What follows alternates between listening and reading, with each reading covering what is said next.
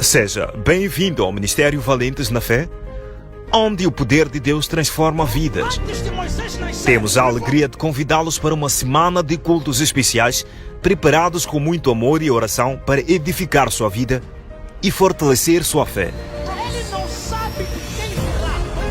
Quarta-feira, às 18 horas, prepare-se para receber libertação e vitória no culto de libertação. Deus está pronto para quebrar correntes e te levar a um novo nível espiritual. Quinta-feira, às 18 horas, Juventude Poderosa, este é o seu momento.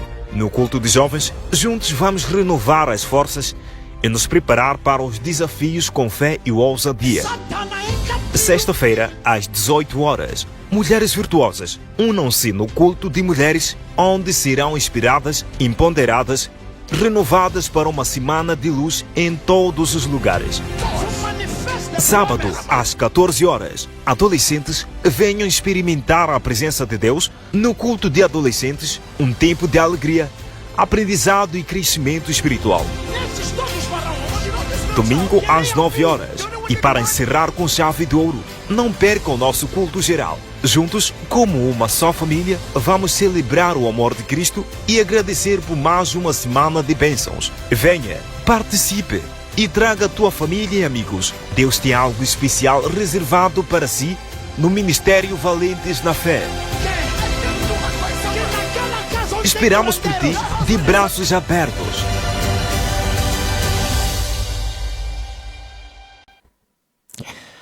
Olá, sejam todos bem-vindos ao programa A Bíblia na Tela. Eu sou Onésimo Singa, serei o vosso professor nesta caminhada. O que quer dizer A Bíblia na Tela? É um programa que tem como objetivo desmistificar a Bíblia, aqueles conceitos complicados, aquelas coisas complicadas que às vezes não entendemos durante a ministração, uma pregação e uma aula, se possível.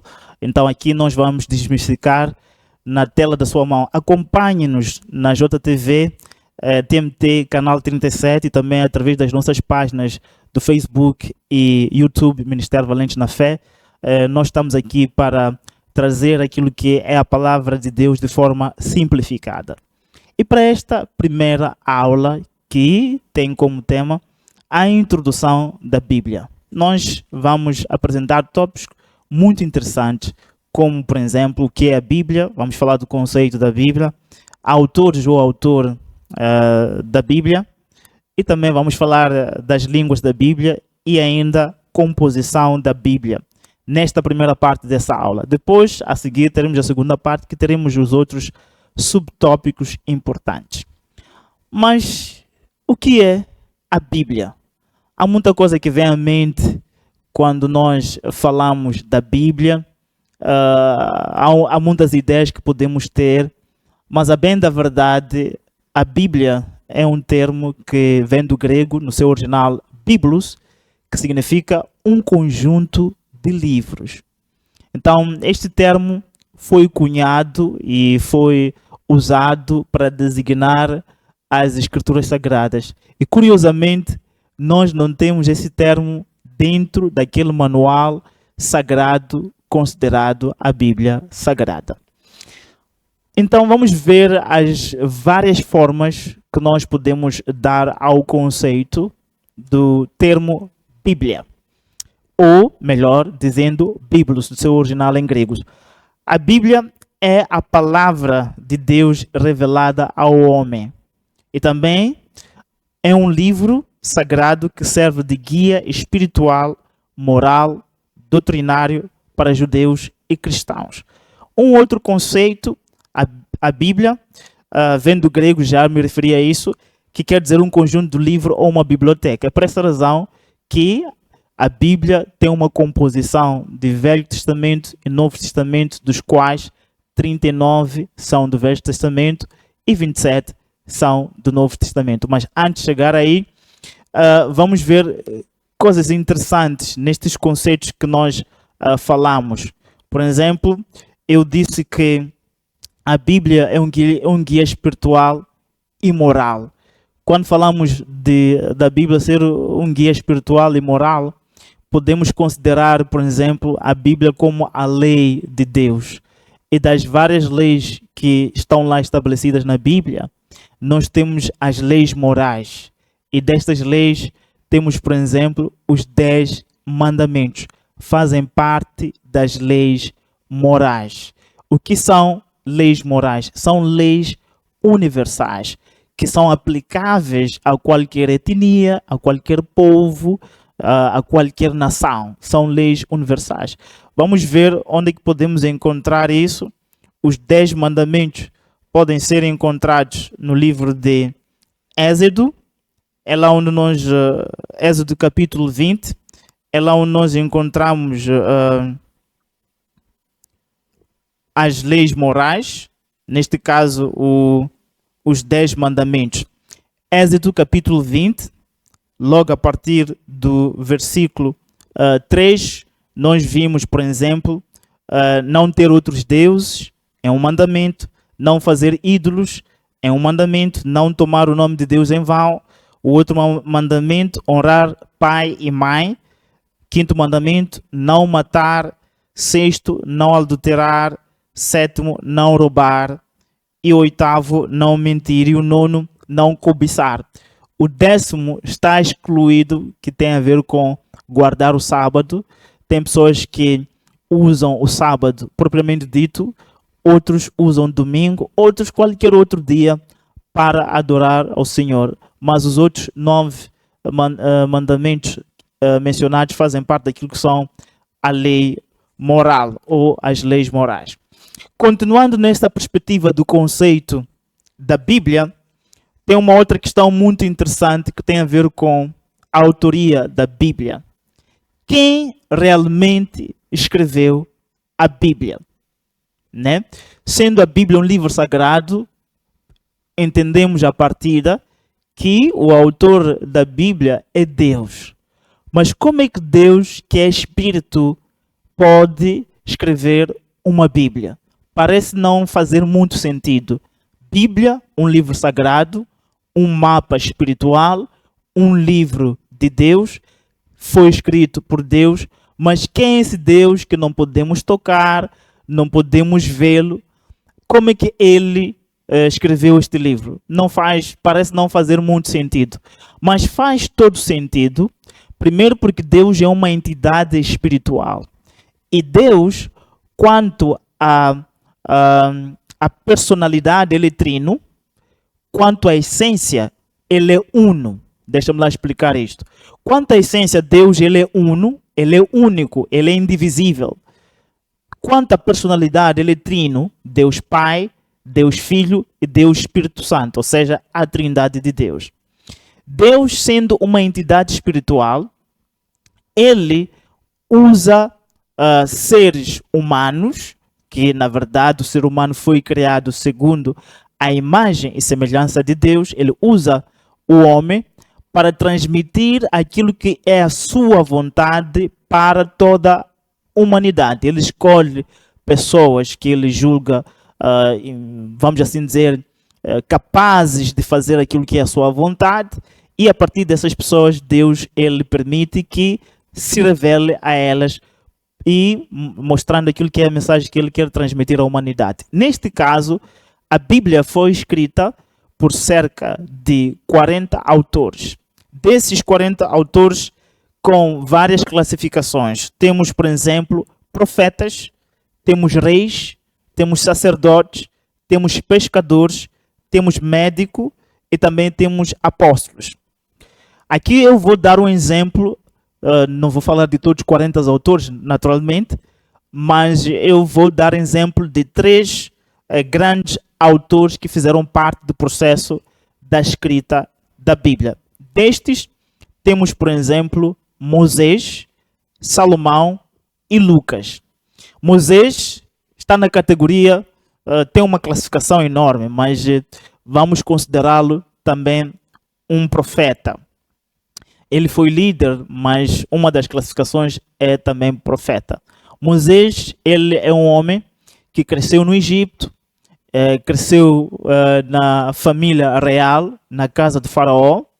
Ele é um hebreu e teve uma escola, vamos assim dizer, da família real, ele teve as melhores escolas, teve a melhor educação, e dizem alguns estudiosos, teólogos, que ele participou de uma das maiores escolas de direito na altura, razão pela qual ele foi muito importante. Foi muito importante para escrever os 5 primeiros livros da Bíblia. Estamos a falar de Gênesis, estamos a falar de Êxodo, estamos a falar de Números, estamos a falar de Levítico, estamos a falar de Deuteronômio. São os 5 primeiros livros da Bíblia, foram escritos pelo profeta ou pelo líder Moisés. Se nós formos a ver a questão da criação da terra, da criação dos animais, das plantas, das aves, a criação do próprio ser humano, está descrito isso em Gênesis, que é o primeiro livro da Bíblia. E a bem da verdade, o nome Gênesis quer dizer princípio, começo. É lá onde nós temos a história da humanidade, onde Deus revela ao homem, ao profeta, neste caso Moisés, para que ele pudesse detalhar o processo da criação da terra, o processo da criação dos animais, das aves, das árvores, do mar e de tudo quanto existe, montanhas, lagos, areias, pedras preciosas, ouro, petróleo, todas essas coisas estão descritas na Bíblia, no livro de Gênesis. O outro escritor muito importante desses 3 que eu mencionei a título de exemplo, temos Salomão. Salomão, ele foi o 3º rei de Israel. O primeiro rei de Israel temos, me foge o nome, mas o segundo foi Davi. Depois veio o 3º, Salomão. Então, Salomão sendo o 3º homem, sendo o 3º rei, ele escreveu 3 livros, dos quais temos Cantares de Salomão, temos depois o Provérbios e temos Eclesiastes. Nesta ordem, Cantares, o primeiro livro, depois temos o Provérbios sendo o segundo livro e temos o 3º livro sendo Eclesiastes. Cantares é um livro que retrata, vamos assim dizer, uma história de paixão, uma história de amor que Salomão tinha com a sua amada sunamita. Provérbios é um livro que retrata aspectos de sabedoria. Temos lá, por exemplo, em Provérbios, uma parte que nos revela que nós devemos, acima de todas as coisas, guardar o nosso coração, porque dele procedem as fontes da vida. E também um livro que tem sabedoria para a gestão financeira, tem sabedoria para se vencer uma guerra, tem sabedoria para se edificar um reino, tem sabedoria para ser-se uma mulher virtuosa, tem sabedoria para gerir uma casa, um conjunto de provérbios que podem mudar significativamente a nossa vida. Já me lembrei dos 3 primeiros reis de Israel. Temos Saul, foi o primeiro rei, depois foi substituído por Davi, que é pai de Salomão, e a posterior nós tivemos Salomão. Esses são os 3 reis de Israel. E continuando, Salomão escreveu o livro de Eclesiastes. Este é um livro que fala sobre... é um livro que mostra o clímax da maturidade, da sabedoria, da experiência da vida do rei Salomão, onde ele chega a concluir que tudo na vida é vaidade. E também ele fala em Eclesiastes que não há nada melhor aqui na terra do que comer o pão do seu próprio trabalho. Ou seja, quando o indivíduo trabalha, faz negócio, tem suas empresas, é um profissional, né? É uma pessoa dedicada ao trabalho, não há melhor paga senão usufruir daquilo que são os seus frutos. É o Salomão que diz isto. E também tem uma parte em Eclesiastes que nos mostra, a famosa parte de Eclesiastes, que na vida tudo tem o seu propósito. na vida. Tudo tem o seu tempo determinado, na verdade. E não há nada, isso nos revela que não há nada que dure para sempre. Tem tempo de chorar, tem tempo de se alegrar, tem tempo de semear, tem tempo de colher, tem tempo de guerra e tem tempo de paz. Em outras palavras, podemos dizer, se o Carlos, aluno, estudante que está aí do outro lado da tela, está a passar por uma dificuldade, por uma crise financeira, por uma crise de emprego, por uma crise conjugal, por uma crise, seja qual for a dimensão dessa crise, em outras palavras, isso nos diz que essa crise que você está a passar não vai durar para sempre. É um tempo que você está a passar. Então, não jogue a toalha no chão, não perca ânimo, não perca esperança, não perca a vontade de viver, porque isto que você está a passar é uma fase. Agora, a coisa mais importante que você deve fazer neste momento de crise profissional, financeira, conjugal, etc., é que lições você deve aprender para melhor gerir essa crise e sair de uma forma erguida, porque o tempo de bonança se avizinha. O outro escritor muito importante, como exemplo, é Lucas. Lucas, ele escreveu o Evangelho de Lucas, que faz parte dos 4 livros que são evangelhos, livros evangélicos, livros que retratam a vida e obra de Jesus Cristo. Quem é Jesus Cristo? Jesus Cristo é o Filho unigênito de Deus. É aquele que foi enviado por Deus para morrer no lugar dos pecadores.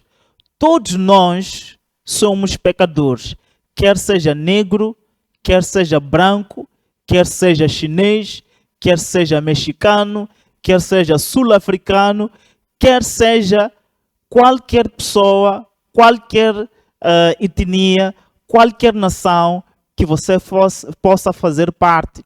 Você é um ser humano, você é um pecador. Este pecado que todos nós temos por natureza é um pecado que nós herdamos através de Adão e Eva. Uma vez que eles, criados por Deus, pecaram contra Deus por desobedecer a Deus no jardim de Éden, então eles foram levados à margem ou longe de Deus. E isso foi consequente para todas as gerações. Mas Deus, na sua infinita bondade, ele envia Jesus Cristo para que pudesse morrer no nosso lugar, para que pudesse nos justificar dos nossos pecados, né? É como se fosse que, do ponto de vista legal, Jesus Cristo pagou pelos nossos pecados, porque pela lei, Bíblia Sagrada, todos nós merecíamos ser pessoas condenadas, pessoas que deveriam passar uma morte ou uma prisão eterna. Mas em Jesus Cristo nós encontramos a salvação. Então, esta é a primeira parte da nossa aula e vamos a um pequeno intervalo. Depois voltamos para a segunda parte e damos continuidade da nossa aula. Até já. Há um tempo em que os limites são quebrados e o sobrenatural se manifesta. Se eu quero sair daqui, a tripulação deve me ver de longe. Moçambique, prepara-te para uma experiência fora do comum. Dia 13 de dezembro, às 13 horas, no pavilhão de Machacana, o poder de Deus vai invadir o impossível.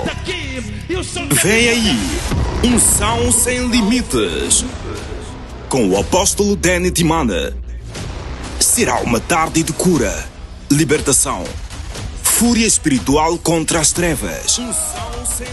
Este é o tempo de romper. Este é o tempo de provar que em Cristo não há limites.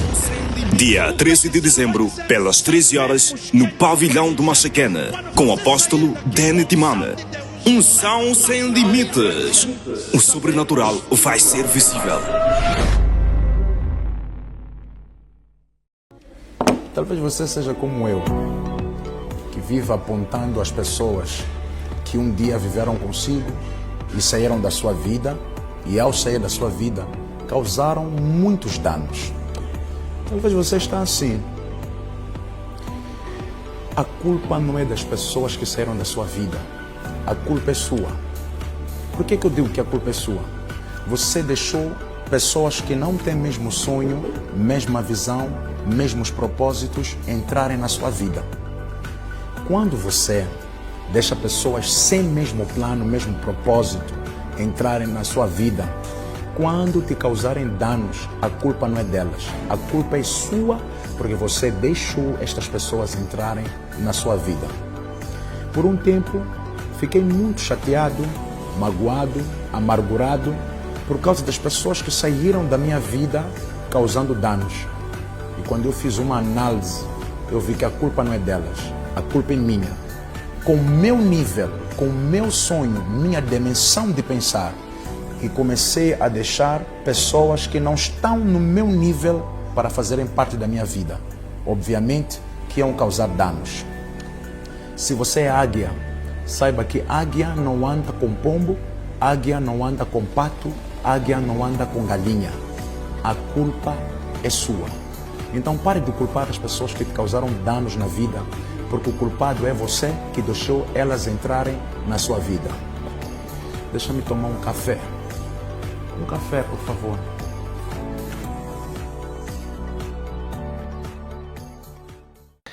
Bem-vindo à segunda parte da nossa aula, dando continuidade. Nós, no episódio anterior, estávamos a falar sobre os autores, mencionamos os três principais como a título de exemplo, né? Falamos de Moisés, falamos de Salomão e Lucas. Agora tem uma questão muito importante. Será que a Bíblia é mesmo autêntica? Será que pode-se confiar a palavra de Deus? Né? Vamos aqui ver algumas notas que merecem a nossa atenção. Número 1. A Bíblia ela é historicamente confiável. Quer dizer que existem manuscritos, na verdade, cópia dos manuscritos bíblicos que datam a 3.000 anos, datam a 2.000 anos. E essas cópias são uma evidência histórica da Bíblia. Segundo elemento, tem a confirmação arqueológica. Existem, através da ciência, principalmente a arqueologia, alguns materiais que atestam a veracidade daquilo que são os atos que aconteceram na Bíblia. Por exemplo, podemos, através de Israel, verificar que houve várias escavações arqueológicas onde foram encontrados vários objetos bíblicos. O terceiro elemento é textual e documentalmente precisa. Então, o texto bíblico ele é preciso, ele tem uma coerência. E outro elemento, quarto, cumpre profecias de forma exata. Tem uma doutrina coerente. E, acima de tudo, a Bíblia ela transforma vidas. Eu, por exemplo, sou o resultado de alguém que teve a sua vida transformada pela Bíblia. Continuando, vamos ver um outro ponto muito interessante que tem a ver com as línguas usadas no processo da escrita da Bíblia. Quais são essas línguas? São 3 línguas que foram usadas no processo da escrita da Bíblia. Nomeadamente, temos o aramaico e o hebraico. Aramaico e hebraico foram as línguas usadas para escrever o Velho Testamento. O hebraico, ela é a língua original dos judeus, ou povo de Israel, enquanto que aramaico é uma língua importada, daquelas vezes que o povo de Israel teve que passar por outras nações, sendo eles escravos, por exemplo, a Babilônia, eles importaram esta língua aramaica. Mas como eles eram filhos de Deus, mesmo estando em território alheio, estrangeiro, com uma língua diferente, eles não deixaram de adorar o seu Deus. Temos a outra língua, a terceira língua, que é a língua que predomina o Novo Testamento, neste caso é a língua grega. A língua grega, como podem saber através da história, ela é a língua dos gregos e chegou na região de Israel através do Império Romano. Sabe-se que na altura, no tempo de Jesus, Israel era uma colônia, estava sob dominação ou domínio do Império Romano. O Império Romano usava duas línguas. Usava a língua latim, do ponto de vista político, né? Do ponto de vista, vamos assim dizer, de elite, e a língua grega para questões administrativas, para o dia a dia da população. É por essa razão que os judeus eles tiveram essa língua e foi escrita o Novo Testamento na língua grega. O outro elemento muito importante tem a ver com a composição da Bíblia. Já havia mencionado isso na primeira parte da nossa aula. A Bíblia ela é composta por 39 livros do Velho Testamento e 27 do Novo Testamento. E ele é dividido em dois grupos. Temos o Velho Testamento e temos o Novo Testamento. Alguns chamam de Antiga Aliança, o Velho Testamento, Nova Aliança, o Novo Testamento. Depois vamos a outra questão muito importante que tem a ver com a divisão e a composição. Então, neste caso, o que nós queremos ver é a questão de agrupamento dos livros, né? Fizemos uma pequena introdução sobre o agrupamento dos livros, onde nós vimos, por exemplo, os primeiros 5 livros da Bíblia, neste caso o Velho Testamento, que são o Pentateuco, é um agrupamento. Então vamos ver como é que isso funciona. No Velho Testamento temos o grupo chamado Pentateuco, que é o grupo dos primeiros 5 livros. Temos Gênesis, Êxodo, Número, Levítico e Deuteronômio. Depois temos os livros históricos, por exemplo, de Josué a Esther. Temos livros poéticos, Jó a Cantares. Temos profetas maiores, Isaías a Daniel, profetas menores, Oséias a Malaquias. Então, esta é a composição que nós temos em termos de agrupamentos no Velho Testamento. Pentateuco, históricos, poéticos, profetas maiores e profetas menores. Um ponto muito interessante a realçar sobre os profetas maiores, temos o livro, por exemplo, do profeta Isaías. O profeta Isaías é considerado o profeta messiânico, porque foi ele que mais profetizou sobre a vinda de Jesus, ou sobre Jesus. Depois temos o Novo Testamento. Quais são os agrupamentos? Temos Evangelhos, que é composto por esses 4 livros, nomeadamente Mateus, Marcos, Lucas e João.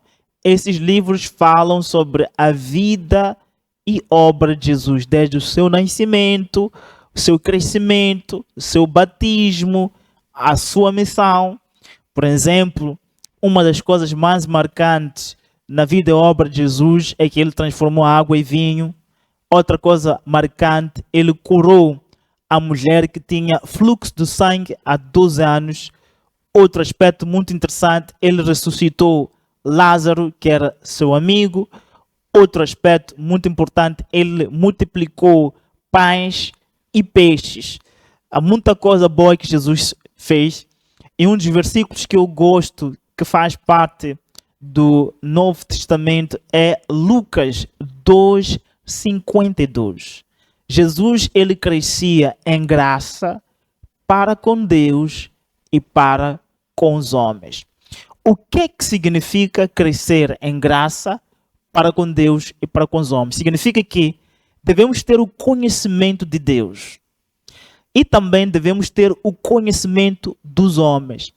Juntar o conhecimento de Deus e o conhecimento dos homens, quando falamos do conhecimento dos homens, estamos a falar da ciência que existe neste mundo, nessa terra.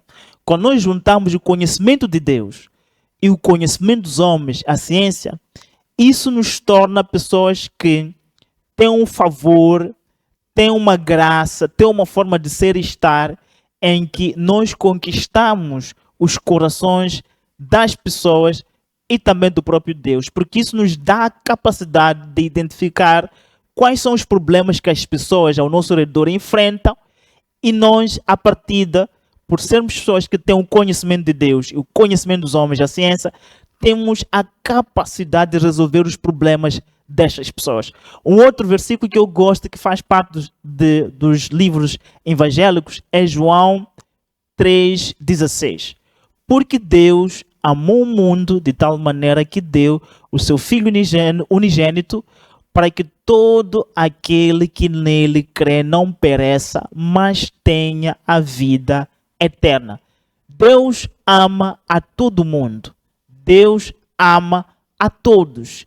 E Ele almeja que todos nós recebamos Jesus como nosso Senhor e Salvador e sejamos purificados, salvos e possamos garantir dessa forma a nossa vida eterna. Depois dessa questão dos livros evangélicos, temos também livro histórico, né, no Novo Testamento, que é o Atos dos Apóstolos.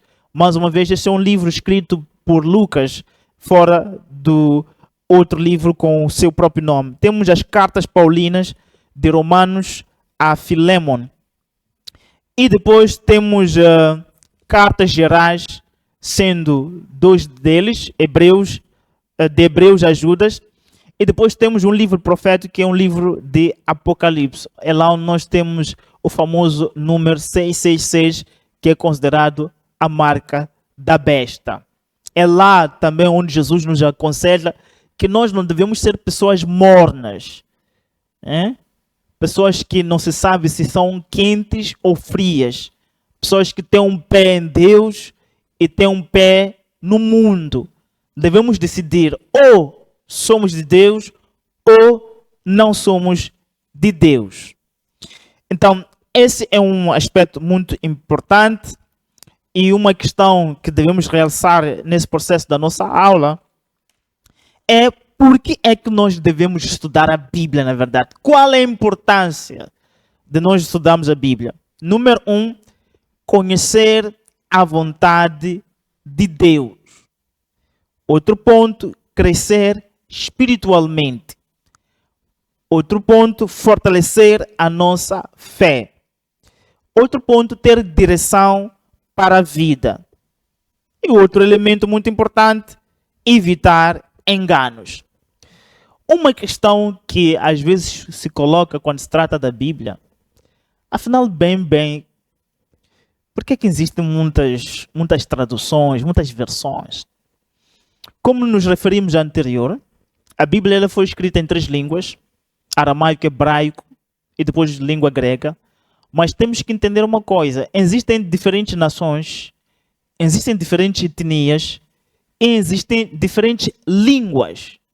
Então, Deus, na sua infinita justiça, para garantir que todos nós tenhamos acesso à Bíblia dentro daquilo que é a nossa forma de entender do ponto de vista linguístico, ou seja, dentro da nossa própria língua, é preciso que a Bíblia possa ser traduzida. É por essa razão que a primeira versão da tradução da Bíblia é chamada de Septuaginta, que foi traduzida por cerca de 70 homens israelitas, líderes judeus, para um grupo de judeus que se encontravam na zona de Alexandria, no Egito, e que estes judeus não tinham domínio da sua língua local, neste caso a língua hebraica. Foi necessário que a Bíblia fosse traduzida para grego, e esta tradução chama-se Septuaginta. Depois surgiu, a posterior, uma outra tradução chamada de Vulgata. É uma tradução de latim vulgar. E quem esteve encarregue nessa tradução é o padre São Jerônimo. É por essa razão que a cada ano, dia 30 de setembro, se celebra o Dia Internacional do Tradutor e Intérprete. É em homenagem a este padre que fez a tradução da Bíblia em latim vulgar. A posterior, a Bíblia ela foi traduzida para inglês, espanhol, francês, alemão e depois foi chegando a diversas línguas até chegar em Moçambique, onde nós temos a Bíblia traduzida nas nossas línguas locais. Atenção, não é dialeto, são línguas locais. Xangana, Ronga, Xitsua, Ximakua, Sena, são línguas que têm a mesma dimensão como língua portuguesa, língua francesa, língua inglesa. Não são dialetos. E as pessoas que falam Xangana, que falam Ronga, têm acesso à Bíblia na sua língua original. E graças a Deus, este ano nós tivemos a nova versão internacional da Bíblia no português de Moçambique.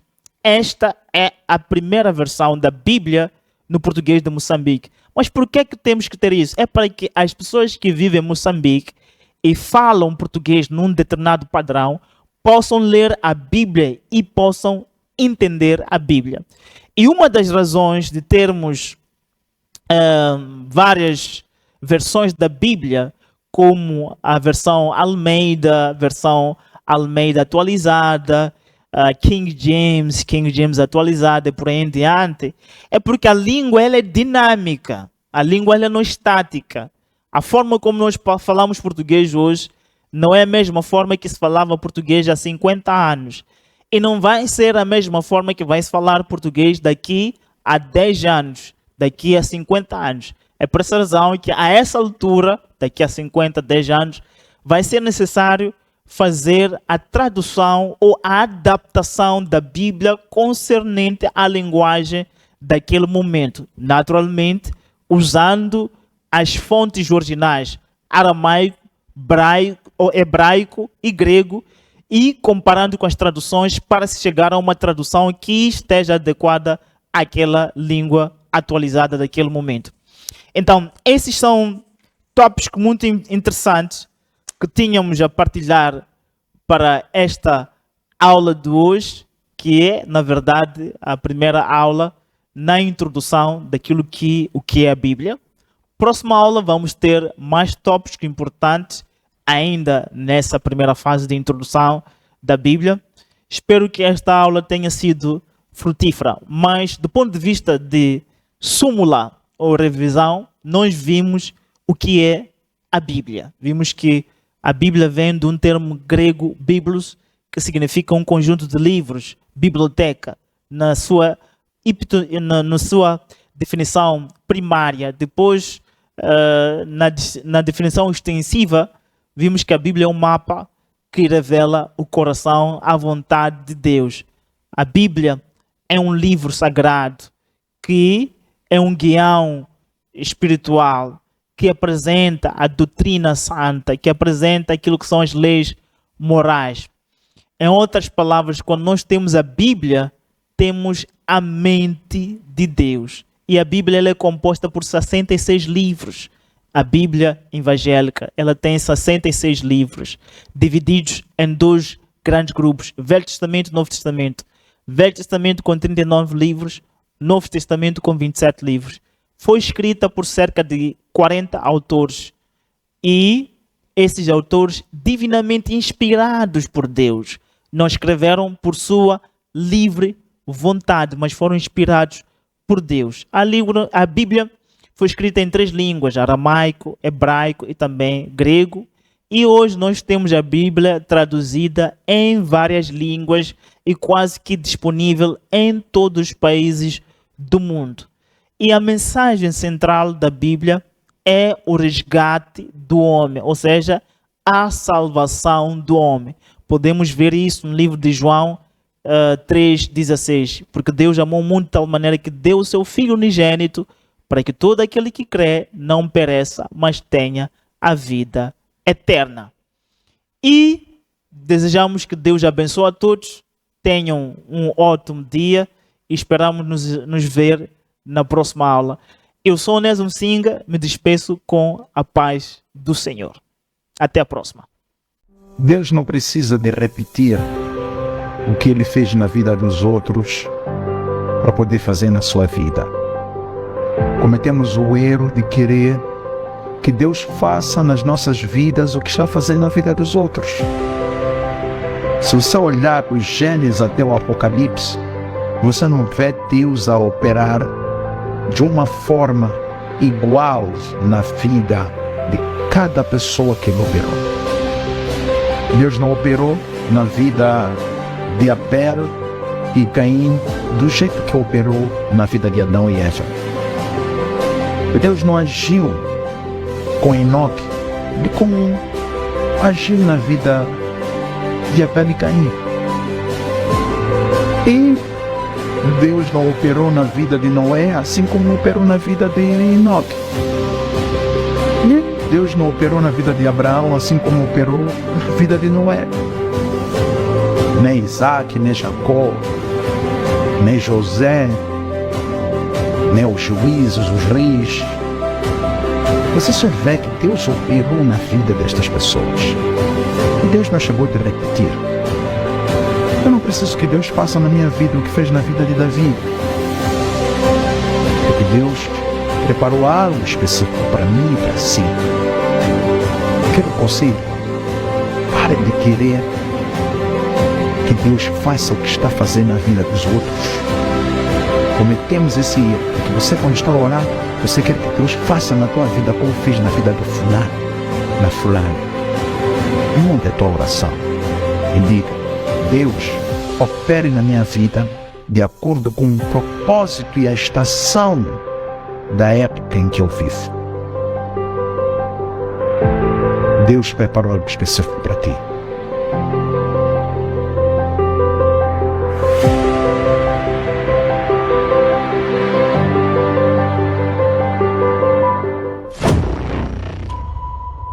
Há um tempo em que os limites são quebrados e o sobrenatural se manifesta. Eu quero sair daqui. A tripulação deve me ver de longe. Moçambique, prepara-te para uma experiência fora do comum. Dia 13 de dezembro, às 13 horas, no pavilhão de Machacana, o poder de Deus vai invadir o impossível. Vem aí, unção sem limites, com o apóstolo Danny Timana. Será uma tarde de cura, libertação, fúria espiritual contra as trevas. Unção sem limites. Este é o tempo de romper. Este é o tempo de provar que em Cristo não há limites. Dia 13 de dezembro, pelas 13 horas, no pavilhão do Machacana, com o apóstolo Danny Timana. Unção sem limites. O sobrenatural vai ser visível.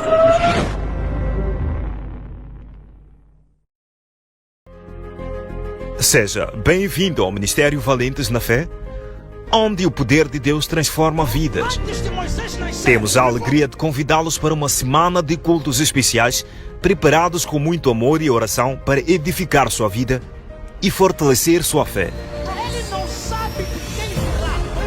Quarta-feira, às 18 horas, prepare-se para receber libertação e vitória no culto de libertação.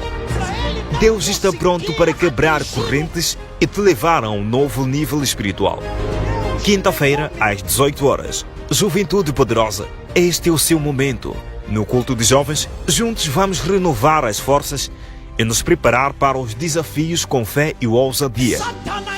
Sexta-feira, às 18 horas, Mulheres Virtuosas, unam-se no culto de mulheres, onde serão inspiradas, empoderadas, renovadas para uma semana de luz em todos os lugares. Sábado, às 14 horas, adolescentes venham experimentar a presença de Deus no culto de adolescentes, um tempo de alegria, aprendizado e crescimento espiritual. Domingo, às 9 horas, e para encerrar com chave de ouro, não perca o nosso culto geral. Juntos, como uma só família, vamos celebrar o amor de Cristo e agradecer por mais uma semana de bênçãos. Venha, participe e traga a tua família e amigos. Deus tem algo especial reservado para si no Ministério Valentes na Fé. Esperamos por ti de braços abertos.